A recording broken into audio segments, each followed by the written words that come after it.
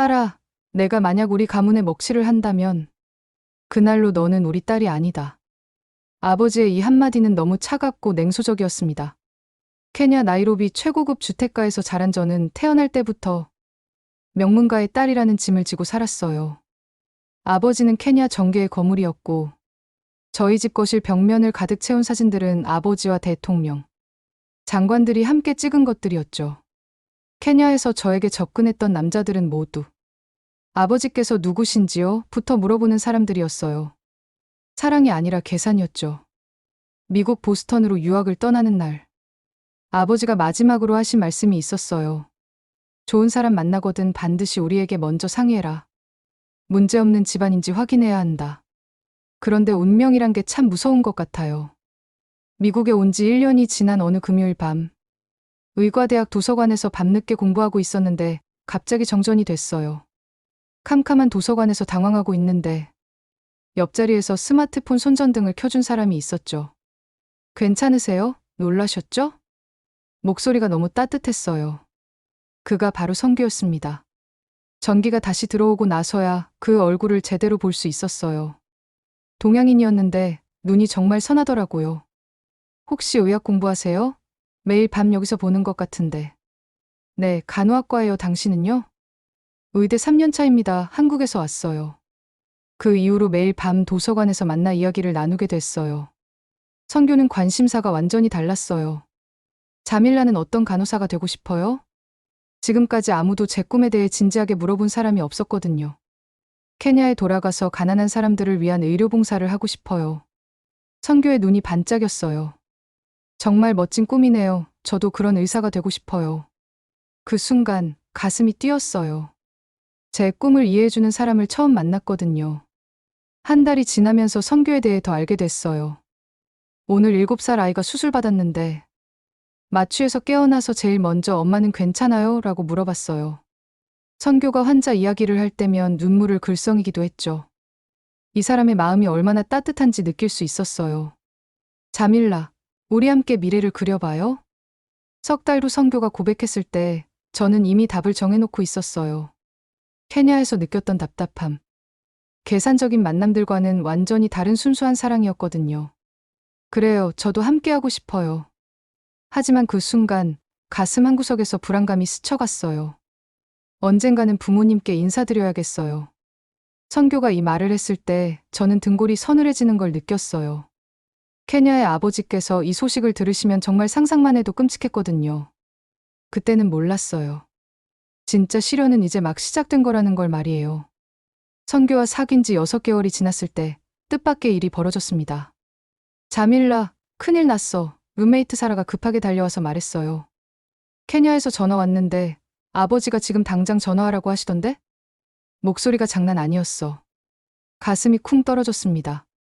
아버지가 직접 전화하라고 하신 적이 없었거든요. 떨리는 손으로 전화를 걸었어요. 아버지? 자밀라, 내가 미국에서 한국인 남자와 교제하고 있다는 게 사실이냐? 순간 머리가 하얘졌어요. 어떻게 알았을까요? 케냐 대사관에서 연락이 왔다. 누군가 사진을 보냈더라. 너와 그 남자가 함께 있는 사진 말이야. 누가 제보했을까요? 케냐 유학생 커뮤니티는 생각보다 좁았어요. 분명 누군가 저희를 봤겠죠. 아버지, 정말 좋은 사람이에요. 의사가 되려고 노력하고 있어요. 자밀라야, 아버지의 목소리가 커졌어요. 내가 지금 뭘 하고 있는지 아느냐? 다음 달이 대선이다. 내가 차기 장관 후보로 거론되고 있는 상황에서 딸이 정체불명의 동양인과 교제한다는 소문이 케냐 전역에 퍼지고 있어. 그때 처음 깨달았어요. 아버지가 반대하는 진짜 이유를 말이에요. 정치적으로 얼마나 치명적인지 알겠느냐? 벌써 상대 후보 진영에서 이 일을 물고 늘어지기 시작했다. 저는 말문이 막혔습니다. 제 사랑이 아버지의 정치 생명과 연결되어 있다니요. 아버지의 정치 때문에 제 인생을 포기해야 하나요? 인생? 너 지금 철없는 소리 하고 있구나. 그 남자가 너에게 뭘 해줄 수 있는데? 한국이라는 나라가 케냐에 뭘 해줬는데? 순진하구나. 그 남자가 내 정체를 모르니까 그런 거야. 내가 누구 딸인지 알면 태도가 달라질 거다. 그 말이 가슴에 박혔어요. 정말 그럴까요? 지금 당장 유학비 송금을 중단했다. 일주일 안에 그 남자와 관계를 끊어야 한다. 유학비가 끊기면 저는 학교를 그만둬야 했어요. 꿈꿔왔던 간호사의 길도 포기해야 했죠. 전화가 끊어진 후 저는 화장실에서 한참을 울었어요. 다음 날 선교에게 모든 걸 털어놓았습니다. 제 집안 배경, 아버지의 정치적 지위, 그리고 지금 처한 상황까지요. 선교의 반응은 예상과 달랐어요. 그래서 항상 가족 이야기를 피했구나, 많이 힘들었겠어. 선교, 미안해요. 처음부터 솔직하지 못해서. 괜찮아, 이해해. 하지만 이제 어떻게 할 거야? 저도 몰랐어요. 가족을 택하면 평생 후회할 것 같았고, 선교를 택하면 모든 걸 잃을 것 같았거든요. 그런데 며칠 후 더 큰 충격이 기다리고 있었습니다. 선교는 제가 예상했던 것과 완전히 다른 반응을 보였어요. 자밀라, 나도 우리 어머니께 당신 이야기를 다 했어. 선교가 조용히 말했을 때 저는 가슴이 철렁했어요. 한국 부모님도 반대하시는 건 아닐까 해서요. 어머니께서 뭐라고 하셨어요? 한국으로 함께 오라고 하셨어. 정말요? 응, 유학비 문제도 해결할 수 있어. 아르바이트 늘리고 아마 어머니도 도와주실 거야. 그 말을 듣는 순간 눈물이 났어요. 케냐 가족은 저를 버렸는데 한국 가족은 받아주려고 하시다니요. 하지만 기쁨도 잠시, 며칠 후 케냐에서 더 충격적인 소식이 전해졌습니다. 어머니가 울면서 전화를 주셨어요. 자밀라야, 아버지께서 너를 가족 명단에서 제외하셨어. 뭐라고요? 공식적으로 딸이 아니라고 발표하셨어. 언론에도 나갔단다. 저는 그 자리에 주저앉았어요. 정말로 가족에서 쫓겨난 거였어요. 그날 밤 선교가 저를 달래려고 했지만 저는 며칠 동안 제대로 일어날 수가 없었어요. 일주일 후 뜻밖의 연락이 왔습니다. 자밀라? 나 사촌 언니 아미나야. 이모께서 나한테 몰래 연락하셨어. 몰래 너한테 돈을 보내주고 싶어 하시는데. 이모는 내 편이야. 그리고 할머니도 내가 보고 싶어 하신대. 그 말이 조금이나마 위로가 됐어요. 한 달 후 저는 큰 결심을 했습니다. 선교의 제안을 받아들이기로 한 거예요. 선교, 정말 한국으로 가도 될까요? 물론이야. 우리 어머니께서 뭐라고 하시는지 알아? 우리 집에서 편히 지내게 해라라고 하셨어. 떠나는 날 공항에서 사촌 언니가 몰래 나왔어요. 자밀라, 이거 이모가 보내신 거야. 작은 봉투를 건네주었죠. 안에는 어머니의 편지가 들어있었어요. 딸아, 어머니는 항상 내 편이란다. 언젠가는 다시 만날 수 있을 거야. 그 편지를 읽으며 또 울었어요. 완전히 버림받은 건 아니구나 싶어서요. 비행기에 오르면서 마지막으로 뒤돌아봤어요. 제가 태어나고 자란 케냐를 떠나는 거였어요. 선교가 제 손을 꼭 잡아줬어요. 괜찮아, 자밀라. 새로운 시작이야. 네, 새로운 시작이었어요. 하지만 그 시작이 얼마나 힘들 줄은 그때 몰랐습니다. 그런 어려운 상황에서도 어머니는 저를 더욱 따뜻하게 대해주셨어요. 몇 달 후 저는 임신을 했어요. 선교가 군대에서 휴가 나왔을 때였죠. 이 어머니는 눈물을 흘리시면서 정말 기뻐하셨어요. 자밀라야, 이제 정말 우리 가족이구나. 하지만 아버지의 반응은 달랐어요. 임신 소식을 들으시고도 별다른 표현을 하지 않으셨죠. 오히려 더 부담스러워하시는 것 같았어요. 임신 기간 내내 어머니는 정말 헌신적이셨어요. 매일 몸에 좋다는 음식을 해주시고 병원 갈 때마다 따라와 주셨죠. 반면 아버지는 여전히 저와는 거리를 두셨어요. 아기가 태어났을 때 어머니는 저보다 더 기뻐하셨어요. 출산 후에도 밤에 아기가 울면 먼저 일어나시고 제가 몸조리할 수 있도록 모든 집안일을 도맡아 하셨죠. 어머니, 정말 감사합니다. 무슨 소리야, 가족끼리 당연한 거지. 하지만 아버지는 손주가 태어났는데도 여전히 어색해 하셨어요. 아기를 안아보시는 것도 몇 번 보지 못했거든요. 그런 복잡한 상황 속에서 아기 돌잔치를 한 달 앞두고 정말 예상치 못한 일이 벌어졌습니다. 선교는 작년에 전역해서 이제 전공의로 바쁘게 병원에 다니고 있었어요. 돌잔치 준비도 저와 어머니가 함께하고 있었죠. 어느 날 저녁 선교가 늦게 들어와서 소파에 앉았을 때 제 휴대폰이 울렸어요. 왓츠앱 메시지였는데 발신자를 보고 심장이 멎는 줄 알았어요. 사촌 언니 아미나였거든요. 2년 동안 케냐에서는 아무 연락이 없었는데 말이에요. 메시지를 읽는 순간 온몸에 소름이 돋았어요. 엄마가 제 아기 사진을 SNS에서 보셨다는 거였어요. 그리고 지금 당장 한국에 오겠다고 하신다는 내용이었습니다. 어떻게 케냐에서 제 아기 사진을 보셨을까 궁금했는데 곧 답이 나왔어요. 어머니께서 페이스북에 올리신 사진을 보신 거였어요. 요즘은 SNS로 전 세계가 연결되어 있다는 걸 깜빡했네요. 손이 떨려서 선교에게 급하게 연락을 드렸어요. 전화를 받은 선교의 목소리도 당황스러워 들렸습니다. 2년 동안 연락을 끊었던 가족이 갑자기 나타난다니. 저희 둘 다 어떻게 해야 할지 몰랐어요. 어머니께 상황을 설명드렸을 때 어머니도 많이 놀라셨어요. 손주가 너무 예뻐서 자랑하고 싶은 마음에 올린 사진이 이런 일을 불러올 줄은 꿈에도 생각하지 못하셨던 거죠. 며칠 후 아미나에게서 더 자세한 소식이 전해졌어요. 친정 어머니, 할머니, 그리고 삼촌 세 분이 한국에 오신다는 거였어요. 하지만 아버지는 여전히 오시지 않겠다고 하셨대요. 아직도 화가 풀리지 않으셨다는 말에 가슴이 아팠습니다. 복잡한 감정이 밀려왔어요. 2년 동안 그리워했던 가족들을 만날 수 있다는 기쁨과 아버지는 여전히 저를 용서하지 않으셨다는 슬픔이 동시에 느껴졌거든요. 하지만 더 큰 걱정이 있었어요. 케냐 가족과 한국 가족이 만나면 어떻게 될까 하는 두려움이었습니다.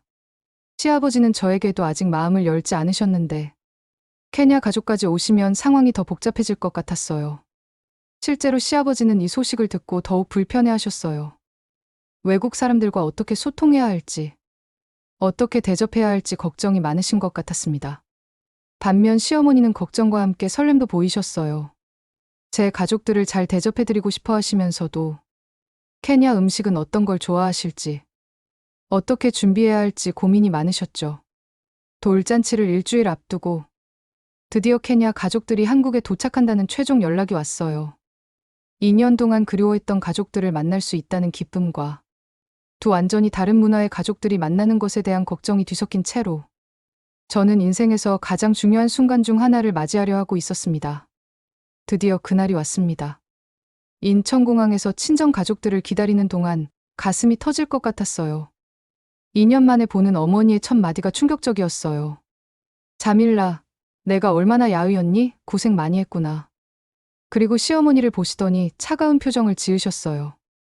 제가 야윈 걸 보고 제대로 돌봄받지 못했다고 생각하신 거였어요. 집에 도착했을 때 상황은 더 악화됐습니다. 친정 삼촌이 집 안을 둘러보시더니 케냐어로 뭔가 말씀하셨어요. 이렇게 작은 집에서 살고 있었구나. 케냐에서는 하인들이 살던 집보다 작네. 다행히 한국 가족들은 알아듣지 못하셨지만 저는 얼굴이 빨개졌어요. 급하게 삼촌께 조용히 해달라고 부탁드렸죠. 첫 식사 시간은 정말 최악이었어요. 친정 어머니가 반찬을 보시더니 고개를 저으셨거든요. 이런 짠 음식을 매일 먹었니? 몸에 안 좋을 텐데. 시어머니는 친정 어머니의 표정만 봐도 불만스러워 하신다는 걸 느끼셨어요. 분위기가 점점 얼어붙기 시작했습니다. 그런데 할머니가 갑자기 아기를 보시더니 눈물을 흘리기 시작하신 거예요. 이 아이는 우리 자밀라를 닮았구나. 내가 이 아이를 볼 수 있을 줄 몰랐어. 할머니의 진심 어린 눈물을 보고 시어머니의 표정이 변했어요. 그제서야 케냐 가족들이 얼마나 이 만남을 소중히 여기시는지 느끼신 것 같았어요. 돌잔치 당일 진짜 문제가 터졌어요. 친정 어머니가 아기에게 케냐 전통 의상을 입히겠다고 하시는데 시어머니는 한복을 준비하셨다고 하시면서 갈등이 시작된 거예요. 우리 손주니까 케냐 옷을 입어야 해. 한국에서 태어난 아이니까 한복이 맞지. 저는 중간에서 어떻게 해야 할지 몰라 당황했어요. 두 어머니 사이에서 눈치만 보고 있는데 그때 시아버지가 갑자기 일어나셨어요. 그리고 조용히 말씀하셨죠. 둘 다 입히면 되지 않겠습니까? 모두가 시아버지를 쳐다봤어요. 평소에 말씀이 없으시던 분이 갑자기 해결책을 제시하신 거였거든요. 사진도 2번 찍고 아기도 예쁜 옷 2벌 입고 좋은 일 아닙니까? 그 말씀에 친정 어머니와 시어머니가 서로 쳐다보시더니 웃기 시작하셨어요. 그제서야 분위기가 풀렸습니다. 돌잔치가 끝나고 친정 어머니가 시어머니께 다가가서 말씀하셨어요. 자밀라 어머니 정말 감사합니다. 제가 못난 어머니라 딸을 버렸는데 어머니가 진짜 어머니가 되어주셨네요. 그 말을 통역해드리는 제 목소리도 떨렸어요. 시어머니는 친정 어머니의 손을 꼭 잡고 말씀하셨죠. 어머님, 자밀라는 제가 낳지는 못했지만 제 딸이나 다름없어요. 앞으로도 잘 돌보겠습니다. 그 순간 정말 오랜만에 완전한 가족이 된 기분이었어요. 돌잔치가 끝나고 며칠 후 밤 11시에 갑자기 휴대폰이 울렸어요. 케냐 국제전화. 발신자를 보는 순간 손에서 그릇이 떨어질 뻔했어요. 아버지였거든요. 3년 만에 처음으로요. 아버지의 목소리가 완전히 달라져 있었어요. 권위적이지 않고 떨리는 톤으로 사과부터 하시는 거였어요. 그 한마디에 눈물이 쏟아졌죠. 어머니가 보내준 돌잔치 영상을 보시고 깨달으셨다고 하셨어요. 제가 얼마나 행복한지, 그리고 아버지가 얼마나 큰 실수를 했는지를요. 그런데 더 놀라운 소식이 있었어요. 아버지가 대통령 특별보좌관으로 임명되셨고, 한국과의 문화교류를 담당하게 되셨다는 거였어요. 제 때문에 타격받으셨던 아버지가 이제는 오히려 더 큰 기회를 얻으신 거였죠. 통화 소리에 시아버지가 나오셨고, 아버지께서 직접 통화하고 싶다고 하셨어요. 두 아버지가 서로 제 자랑을 하시는 모습이 정말 신기했어요. 그런데 아버지가 폭탄 선언을 하셨어요. 한국에 개인적으로 방문하고 싶다는 거였죠. 시아버지는 즉석에서 환영한다고 답하셨어요. 다음 날 아침, 사촌 언니 아미나에게서 충격적인 연락이 왔어요. 아버지의 한국 방문 소식이 케냐 언론에 대서특필됐다는 거였어요. 케냐 첫 한국 문화교류 보좌관의 역사적 방한이라며 난리가 났다고 했죠. 집에 돌아와서 한국 뉴스도 확인해봤어요. 정말로 나와 있더라고요. 갑자기 조용했던 저희 가정이 화제의 중심이 된 거였어요. 시아버지가 뉴스를 보시더니 당황하셨어요. 우리 집에 정부 인사가 오신다는 걸 실감하시는 것 같았죠. 갑자기 부담이 됐어요. 조용히 가족끼리 만나려고 했는데 이렇게 커져버린 거였거든요. 그날 밤 아버지에게서 다시 전화가 왔어요. 언론에 알려진 것에 대해 미안하다고, 부담스럽지 않느냐고 물어보셨어요. 아버지는 그냥 딸을 보러 가는 건데 이렇게 크게 됐다며 걱정하셨죠. 결국 아버지가 결단을 내리셨어요. 공식 일정은 다 취소하고 그냥 개인적으로만 오시겠다는 거였어요. 정치인이 아니라 그냥 할아버지로 가고 싶다고 하셨죠. 하지만 문제는 계속됐어요. 케냐 언론에서 계속 연락이 오고 동네에도 구경꾼들이 몰려들기 시작했거든요. 시아버지가 점점 부담스러워하시는 게 느껴졌어요. 선교가 좋은 아이디어를 냈어요. 아예 조용한 펜션에서 만나자는 거였죠. 그게 서로에게 부담 없을 것 같았어요. 드디어 아버지가 한국에 오시는 날이 정해졌어요. 하지만 예상했던 조용한 가족 만남과는 완전히 다른 상황이 됐죠. 인천공항에서 아버지를 기다리는 동안 제 심장은 터질 것 같았어요. 드디어 아버지가 출구로 나오시는 순간 가슴이 철렁했어요. 케냐에서 항상 당당하셨던 분이 지금은 완전히 다른 모습이셨거든요. 커다란 가방을 끌고 주변을 두리번거리며 헤매고 계셨어요. 저를 발견하신 아버지가 안도의 표정으로 다가오셨지만 호응을 나누는 순간 서로 어색함을 느꼈어요. 3년이라는 시간이 그냥 사라지지는 않더라고요. 집으로 가는 차 안에서 아버지는 계속 창밖을 보시며 한국의 모습에 감탄하셨어요. 하지만 집 앞에 도착하자 표정이 미묘하게 굳어졌어요. 케냐 저희 대저택과는 비교할 수 없을 정도로 작은 아파트였거든요. 현관에서 신발을 벗어야 한다고 설명해 드렸을 때 아버지가 멈칫하셨어요. 평생 누구 앞에서도 굽히지 않으셨던 분이 신발까지 벗어야 한다는 게 상당한 충격이셨을 거예요. 시댁 가족들이 나와서 정중하게 인사를 드렸을 때 상황은 더욱 어색해졌어요. 시아버지가 깍듯하게 허리를 굽히자 아버지는 어떻게 반응해야 할지 몰라 그냥 고개만 끄덕이셨어요. 첫날 저녁 식사가 가장 힘들었어요. 아버지는 젓가락 사용에 완전히 당황하셨고 한국 음식도 낯설어 하셨어요. 시어머니가 자연스럽게 포크를 가져다 드리자 아버지 얼굴이 빨개지셨어요. 그날 밤 아버지가 저에게 조용히 말씀하셨어요. 케냐에서는 모든 사람이 아버지를 무서워했는데 여기서는 젓가락도 못 쓰는 무능한 늙은이 같다고 느낀다고 하시면서요. 하지만 다음 날부터 변화가 시작됐어요. 시아버지가 아버지께 바둑을 가르쳐 주시기 시작한 거예요. 바둑판 앞에 앉은 아버지는 마치 어린아이처럼 진지하게 배우셨어요. 가장 극적인 순간이 있었어요. 제 아이가 아버지에게 달려와서 안겼을 때 아버지는 완전히 얼어붙으셨어요. 그리고 갑자기 눈물을 흘리기 시작하셨죠. 3년 동안 놓친 소중한 시간들이 한꺼번에 떠오르셨을 거예요. 일주일이 지나면서 아버지는 완전히 달라지셨어요. 아침마다 손주와 산책을 나가시고 시어머니와 함께 요리도 구경하셨어요. 권위적이고 딱딱했던 모습은 사라지고 진짜 할아버지가 되어가고 계셨죠. 마지막 날 밤, 온 가족이 거실에 모여 앉았어요. 아버지가 조용히 말씀하기 시작하셨어요.